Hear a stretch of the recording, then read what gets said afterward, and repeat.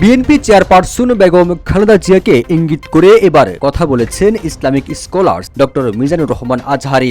সামাজিক যোগাযোগ মাধ্যম ফেসবুকে তিনি লিখেছেন, পৃথিবীর প্রতিটি মজলুম মায়ের বুক আল্লাহ তাআলা এভাবেই শীতল করে দিক। হৃদয় প্রশান্তকারী এক আবেগঘন দৃশ্য। মিজানুর রহমান আজহারী ফেসবুকে এমন পোস্ট করার ৪০ মিনিটের মধ্যে ১৯,০০০ কমেন্ট করেন তার ভক্তরা। সেখানে সবাই আলহামদুলিল্লাহ বলে দোয়া করেন। উন্নত চিকিৎসার জন্য যুক্তরাজ্যের লন্ডনে যান বিএনপি চেয়ারপারসন বেগম খালেদা জিয়া। দীর্ঘ ৭.৫ বছর পর সম্মুখ দেখা হলো মা ছেলের। স্বাগত জানান তার ছেলে বিএনপির ভারপ্রাপ্ত চেয়ারম্যান তারেক রহমান ও পুত্রবধূ জুবাইদা রহমান।